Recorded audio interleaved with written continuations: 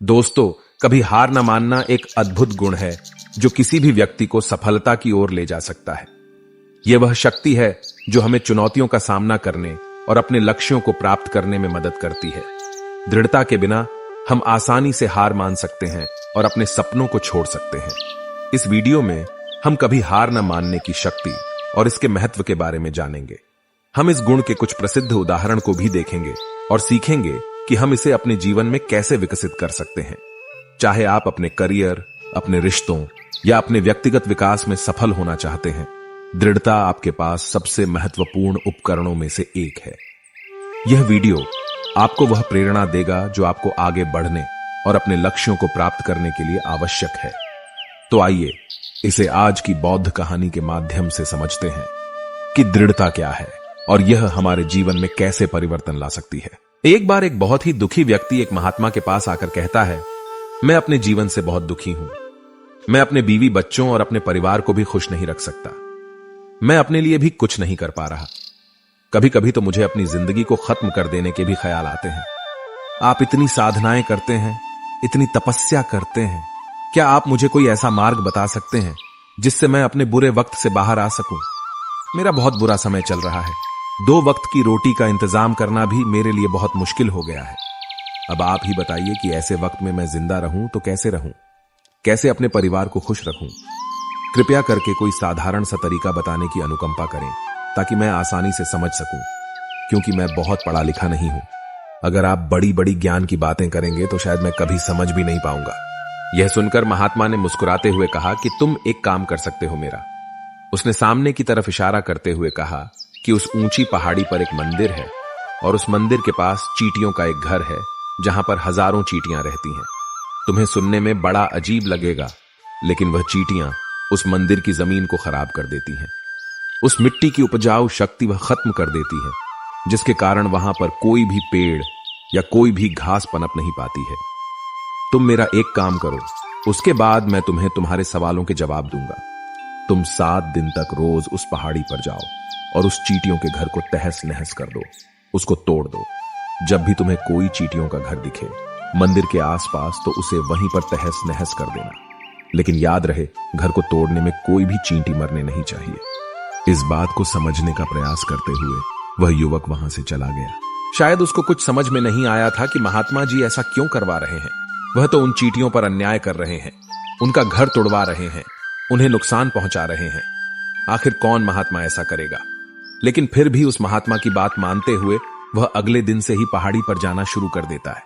जब वह पहले दिन पहाड़ी पर पहुंचता है तो देखता है कि बहुत सारी चींटियां अपना खाना जुटाने में लगी हुई हैं। सारी चींटियां कतार से चल रही थीं और अनाज के छोटे छोटे कण उठाकर अपने घर में जमा करती जा रही थी। ये देखकर पहले तो उस युवक का मन कमजोर पड़ गया। उसने सोचा कि ये इतनी मेहनत करके अपना घर भर रही हैं और मैं इनके घर को तबाह कर दूंगा तो इनको कितना बुरा लगेगा। लेकिन फिर उसने उस महात्मा की बात याद करते हुए उस घर को तोड़ना शुरू कर दिया। जल्द ही चींटियों में हाहाकार मच गया। वह इधर उधर दौड़ने लगी। अभी तक जो कतार में चल रही थी, अब वह बिखर गई और इधर उधर अपनी जान बचाने के लिए भागने लगी। थोड़ी देर में घर टूट गया और सारी चींटियां इधर उधर छुपने के लिए भाग चुकी थीं। यह करने के बाद वह युवक दुखी मन से वापस अपने घर पर लौट आया। उसका मन परेशान था, दुखी था, पश्चाताप से भरा हुआ था। फिर उसने अपने बिस्तर में रात में लेटे लेटे ही सोचा कि अब तो उन चींटियों का घर तबाह हो चुका है। अब वहां वापस जाने से क्या प्रयोजन है? अब क्या फायदा होगा? क्योंकि चींटियों का घर तहस नहस करने के लिए महात्मा जी ने कहा था, जो मैं कर चुका हूं। लेकिन फिर कुछ सोचकर अगले दिन उसने फिर से जाने का निश्चय किया और अगले दिन सुबह सुबह उठकर वह वापस उसी पहाड़ी पर पहुंच जाता है। पहाड़ी पर पहुंचकर वह उसी जगह पर पहुंचता है जहां पिछली सुबह उसने उस घर को तहस नहस कर दिया था। लेकिन वह यह देखकर चौंक जाता है कि उन चींटियों ने फिर से अपना घर उसी जगह पर बना लिया था और अब वह फिर से अपने घर के लिए सामान इकट्ठा करने में जुटी हुई थी। उस आदमी को देखकर लगा कि यह चींटियां कितनी मूर्ख हैं। इनको पता है कि कल ही इनका घर इसी जगह पर तबाह किया गया है और उसी जगह पर उन्होंने अपना नया घर भी बना लिया। और यह सोचकर वह आदमी हंसने को हुआ। लेकिन फिर से महात्मा की बात याद करते हुए उसने उन चींटियों का घर फिर से तबाह करना शुरू कर दिया। फिर से उन चींटियों में हलचल मच गई और थोड़ी देर में वह चींटियां इधर उधर अपनी जान बचाने के लिए भागने लगी। कुछ ही देर में उनका घर फिर से नष्ट हो गया और वह युवक थोड़ा संतोष के भाव से कि इस बार तो मैंने अच्छी तरह से उस घर को तबाह कर दिया है, अब तो वह चींटियां यहां पर अपना घर बना ही नहीं पाएंगी। इसीलिए जाने से पहले उसने उस घर पर ठंडा पानी भी डाल दिया ताकि चींटियां वहां पर अपना घर न बना सकें। और इस तरह अपना कर्म पूरा करके वह युवक फिर से अपने घर लौट आया। आज रात में सोते वक्त फिर से वह इंसान यही सोच रहा था कि क्या महात्मा यह सही काम करवा रहे हैं? क्या किसी का घर तबाह करना किसी सिद्ध पुरुष को शोभा देता है? क्या हो अगर वह महात्मा सिद्ध पुरुष हो ही ना? क्या होगा अगर वह मुझे बेवकूफ बना रहे हो? लेकिन फिर उसने निश्चय किया कि मैं अपने काम को पहले पूरा कर लेता हूं, उसके बाद ही पता चलेगा कि महात्मा मुझसे ऐसा क्यों करवा रहे थे। और यही सोचकर वह रात में सो जाता है। अगले दिन सुबह उठकर वह फिर से उसी पहाड़ी की ओर निकल जाता है। पहाड़ी पर पहुंचकर वह उसी जगह पर पहुंचता है जहां पर उसने उनके घर को तबाह कर दिया था और वह यह देखकर खुश हो जाता है कि वहां पर कोई भी घर नहीं था। सारी चींटियां वहां से भाग चुकी थीं। अब उसने सोचा कि अब मेरा रोज रोज आने का क्या प्रयोजन, क्योंकि चींटियां तो अपना घर बदल चुकी हैं और महात्मा जी ने मुझे 7 दिन आने के लिए कहा था, लेकिन आज तो तीसरा ही दिन है। अब बाकी 4 दिन वापस आने का क्या प्रयोजन? और यही सोचकर उसने निश्चय किया कि यहां से वह सीधा उसी महात्मा के पास जाएगा और उनको यह सारी खबर बता देगा। जब वह वापस मुड़कर उस पहाड़ी से उस महात्मा की कुटिया की तरफ जाने लगा तो उसने देखा तो अचानक उसकी नजर एक और घरौंदे पर पड़ी जो कि चींटियों का ही बनाया हुआ था।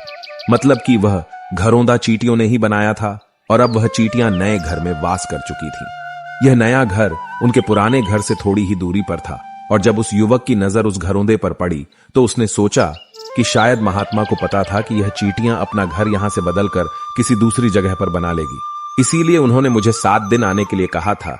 और यह विचार करके वह उसका नया घर भी तोड़ने के लिए पहुंच जाता है। जब वह वहां पहुंचा तो चींटियां उसी तरह अपने कार्य में लगी हुई थीं। वह अपने लिए खाना इकट्ठा कर रही थी और अपने घर में जमा करती जा रही थी। जो पुराना घर टूटा था वहां भी अनाज के कण बचे हुए थे और चींटियां वहां से भी अनाज इकट्ठा कर करके वापस अपने नए घर में ला रही थी। अब यहां पर फिर से युवक का मन थोड़ा कमजोर पड़ गया, क्योंकि वह खुद भी कमजोर था, खुद भी वक्त का मारा हुआ था। इसीलिए उसके मन में उन चींटियों के प्रति दया का भाव उमड़ रहा था। उनके ऊपर उसे दया आ रही थी। वह चाहता था कि उनकी मदद करे, लेकिन वह उल्टा उनको नुकसान पहुंचा रहा था। लेकिन उस महात्मा की बात को याद करते हुए उसने फिर से उस घर को तोड़ने का निश्चय किया और उसने इस बार बड़ी ही सावधानी के साथ बिना किसी चींटी को कोई नुकसान पहुंचाए वह घर तबाह करना शुरू कर दिया। वक्त थोड़ा ज्यादा लगा, क्योंकि किसी भी चींटी को नुकसान न पहुंचाने की शर्त महात्मा ने पहले ही रखी थी। इसीलिए उसको बड़ी सावधानी के साथ उन घरों को तबाह करना था। लेकिन आखिरकार उसने उस घर को भी तबाह कर दिया और उस घर को तबाह करने के बाद वह बड़े ही दुखी मन से, इस बार वह पहले से भी ज्यादा दुखी था, क्योंकि उसने उनका नया घर भी तोड़ दिया था। वह उन चींटियों को बसने ही नहीं दे रहा था और वह अब अपने आप को शैतान या दानव समझने लगा था। लेकिन फिर भी उस महात्मा की बात को मानते हुए वह अपने घर पर दुखी मन से वापस आ गया। रात में सोने से पहले एक बार उसने फिर से सोचा कि मैं कितना बड़ा शैतान हूं, कितना बड़ा दानव हूं। पुराना घर तो छोड़ो, मैं उन चींटियों को कहीं भी बसने के लिए कोई जगह ही नहीं दे रहा हूं। वह चींटियां मेरे बारे में क्या सोचती होंगी? वह कितना दुत्कारते होंगे उस परमात्मा को जो मेरे द्वारा यह काम करवा रहा है। लेकिन फिर भी उसने अगले दिन जाने का निश्चय किया और अगले दिन सुबह सुबह वह फिर से वहां पर पहुंच गया। वह यह देखकर फिर से आश्चर्यचकित रह जाता है कि इस बार चींटियों ने एक और नई जगह पर अपना घर बना लिया था। वह पहले से भी ज्यादा ऊर्जा के साथ काम कर रही थी और उन्होंने एक रात में पहले से भी बड़ा घर बना लिया था और अब वह फिर से अपना अनाज और खाना इकट्ठा करने में जुटी हुई थी। यह देखकर उस आदमी को लगा कि यह चींटियां किस मिट्टी की बनी हुई हैं। मैं इनको बार बार यहां से भगाने की कोशिश कर रहा हूं और ये वहीं पर अपना घर बना लेती हैं। क्या इनको पता नहीं है कि मैं इन्हें यहां पर कभी भी बसने नहीं दूंगा? यह चींटी है, दिखने में इतनी छोटी है, लेकिन फिर भी यह मुझसे हार नहीं मान रही है। बड़े ताज्जुब की बात है। और इस बार उसने गुस्से में उस घर को तहस नहस करना शुरू कर दिया। लेकिन इस बार तहस नहस करते हुए कुछ चींटियां वहीं पर मर गईं। उसके पैरों तले कुचल दी गई। कुचलने के बाद जब वह अपने अहंकार से बाहर आया तो उसने देखा कि गुस्से में उसने उन चींटियों को कितनी क्षति पहुंचा दी है।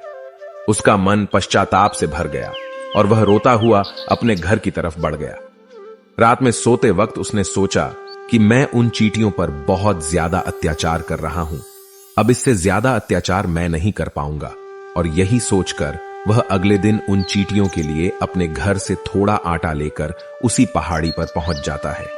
आज उसके मन में उन चींटियों के प्रति श्रद्धा का भाव था, दया का भाव था। आज वह उनकी मदद करना चाहता था। और जब वह वहां पर पहुंचा तो चींटियां फिर से अपने नए घर को बनाने में जुटी हुई थी। उसने बड़ी ही दया के साथ उन चींटियों को अपना लाया हुआ आटा खिलाया और अगले 3 दिनों तक वह ऐसा ही करता रहा। जो इंसान पिछले 4 दिनों से चींटियों को नुकसान पहुंचा रहा था, अब वही इंसान उन्हें मदद कर रहा था। वह रोज सुबह जाता और उन चींटियों को अपने हाथों से आटा खिलाता। 7 दिन के बाद वह युवक उस महात्मा के पास पहुंचकर हाथ जोड़कर बोलता है कि हे महात्मा जी, मुझे माफ कर देना। मैंने उन चींटियों का घर तबाह करने के लिए बहुत कोशिश की। मैंने उनका घर तबाह किया भी। 1 बार नहीं, 4 बार मैंने उनका घर तोड़ा। उसके बाद मैं हिम्मत नहीं कर पाया, उनके घर को नहीं तोड़ पाया। मैं समझ सकता हूं कि मैंने आपका काम पूरा नहीं किया और इसके बदले आप मुझे वह तरीके भी नहीं बताएंगे जो कि मुझे मेरे बुरे समय से बाहर निकाल सकते हैं। लेकिन मुझे इसका कोई दुख नहीं है। मुझे लगता है कि मैंने जो किया वह सही किया, इसीलिए मैं आपसे आज्ञा लेकर वापस जा रहा हूं। कृपया मुझे वापस अपने घर जाने की आज्ञा दीजिए। यह सुनकर उस महात्मा ने मुस्कुराते हुए कहा कि अरे बेटा, इतनी भी क्या जल्दी, रुको तो सही, जलपान तो कर लो, थोड़ी देर ठहर जाओ, उसके बाद चले जाना। और यह कहकर वह महात्मा उस युवक के लिए पानी लेकर आते हैं। पानी पिलाने के बाद महात्मा उस युवक से पूछते हैं कि तुम मुझे यह बताओ कि आखिर तुम उन चींटियों का घर तबाह क्यों नहीं कर सके। वह चींटियां तो छोटी छोटी हैं और तुम इतने विशाल हो, फिर भी तुम उन छोटी छोटी चींटियों का घर तबाह नहीं कर पाए। कहां है तुम्हारी शक्ति, तुम्हारा बाहुबल? इसका जवाब देते हुए उस युवक ने कहा कि हे गुरुवर, मैंने उन चींटियों का घर तबाह कर दिया था, बार बार किया था। एक बार तो अपने गुस्से में उन चींटियों को भी मैंने हानि पहुंचा दी थी। लेकिन जिस दिन मैंने उनको हानि पहुंचाई, उसी दिन मेरे को लगा कि मैं उनको क्यों हानि पहुंचा रहा हूं, क्यों इनको इतनी तकलीफ दे रहा हूं। और उसी दिन से मैंने उनको नुकसान पहुंचाने की बजाय उनकी सहायता करनी शुरू कर दी। यह सुनकर उस महात्मा ने कहा कि यही तो सीखने की बात है। एक छोटी सी चींटी हमें जीवन का संदेश दे जाती है। मैंने तुम्हें उन चींटियों का घर तबाह करने के लिए नहीं भेजा था। मैंने तुम्हें भेजा था ताकि तुम उन चींटियों से कुछ सीख ले सको। तुम्हें क्या सीख मिली उन चींटियों से, क्या मुझे बता सकते हो? यह सुनकर उस युवक ने पूरी कहानी बयां कर दी। पूरी कहानी सुनने के बाद महात्मा ने मुस्कुराते हुए कहा कि बेटा, तुमने जो महसूस किया मैं वही तुम्हें दिखाना चाहता था। वो ये थी कि तुमने कितनी ही बार उनके घर को तोड़ने की कोशिश की, कितनी ही बार प्रयास किया कि उनका घर तबाह हो जाए, लेकिन वह हर बार अपना नया घर बना लेती थी। उन्होंने कभी भी हार नहीं मानी। अगर वह हार मान लेती तो चींटियां तुम्हें वहां पर नहीं मिलती। जब एक छोटी सी चींटी अपने विश्वास और मेहनत से इतने बड़े आदमी का दिल बदल सकती है, तो तुम तो इंसानों का मन बदल ही सकते हो। अपने जीवन में अपनी किस्मत न बदलने का कोई कारण तुम्हारे पास नहीं बचता। जीवन कार्यशीलता का नाम है, कर्मशीलता का नाम है। लेकिन हम मनुष्य 1-2 बार हार मिलने पर ही टूट जाते हैं, हताश हो जाते हैं और फिर जीवन में प्रयास ही नहीं करते। और कुछ लोग अपनी जिंदगी को खत्म करने पर उतारू हो जाते हैं। लेकिन जानवरों में तुमने एक बात देखी होगी कि वह अपना जीवन खुद से कभी खत्म कर ही नहीं सकते हैं। तुमने कभी नहीं सुना होगा कि किसी जानवर ने आत्महत्या कर ली, चाहे वह जानवर कितना ही भूखा क्यों ना हो, कितना ही दुखी क्यों ना हो, लेकिन वह अपने जीवन के लिए हमेशा संघर्ष करता रहता है। लेकिन वहीं पर दूसरी तरफ हम मनुष्य 1-2 बार हताश होने पर ही अपना जीवन खत्म कर लेते हैं। जीवन तो कर्म करने का नाम है, इसीलिए मृत्यु से पहले कर्म करना कभी मत छोड़ना, क्योंकि मृत्यु के बाद तो तुम परम विश्राम में चले ही जाओगे। तो उससे पहले कर्म करना क्यों छोड़ रहे हो, क्यों हताश हो रहे हो? अगर तुम्हारा एक घर टूट गया है तो दूसरा घर बनाने का प्रयास करो, कोशिश करो, और कोशिश करने वालों की कभी हार नहीं होती। यह तुम उन चींटियों से देख चुके हो।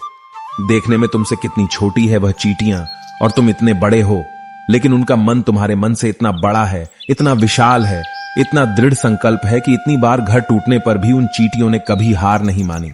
दूसरी सीख यहां से लेने की थी, वह यह थी कि जब भी हमारे ऊपर बुरा समय आता है, हमें लगता है कि यह समय कभी नहीं जाएगा, यह समय मेरे जीवन को बर्बाद कर देगा, मुझे कभी नहीं जीने देगा। और अपने इन्हीं ख्यालों से, जिनका असलियत में कोई भी अस्तित्व नहीं है, वह सिर्फ विचार है, और वही विचार हमारे मन को दुखी कर देते हैं और इसीलिए हम प्रयास करना भी छोड़ देते हैं। लेकिन तुम खुद सोचो कि बार बार प्रकृति हमें दुख पहुंचाएगी, नुकसान पहुंचाएगी, लेकिन कब तक पहुंचाएगी? अगर हम बार बार फिर से उठकर फिर से नया प्रयास करते रहेंगे तो प्रकृति भी हमारे सामने घुटने टेक देगी और वह भी एक दिन हमारे ऊपर दयावान हो जाएगी और वह हमें सब कुछ देने लगेगी जिसकी हमने कभी कामना की थी। इसीलिए यह भी कहा जाता है कि बुरा वक्त किसी का भी हमेशा नहीं रहता। तुमने खुद देखा कि तुम उन चींटियों को तबाह करने के लिए पहुंचे थे, लेकिन बाद में तुम्हें उन चींटियों को अनाज और आटा देने लगे। तुम ही उन पर कृपालु हो गए। क्यों हुए? क्योंकि तुमने देखा कि वह चींटियां हार ही नहीं मान रही है। इसी तरह अगर तुम भी अपने जीवन में कभी हार नहीं मानोगे तो एक न एक दिन ये प्रकृति तुम्हें वह सब कुछ देगी जो तुम अपने जीवन में पाना चाहते थे। इसीलिए हमेशा याद रखना, हमें बिना रुके बिना थके और बिना परिणाम की चिंता के बस कार्य करते जाना है। और दूसरा यह कि एक न एक दिन प्रकृति तुम्हारे उस कर्म का परिणाम तुम्हें जरूर देगी। तो दोस्तों, कैसी लगी आपको यह कहानी? आप हमें कमेंट सेक्शन में जरूर बताना और अच्छी लगी हो तो इस चैनल को सब्सक्राइब जरूर कर लेना। तो चलिए मिलते हैं ऐसी ही कोई नई कहानी में कोई नए मैसेज के साथ। तब तक के लिए अपना ख्याल रखें।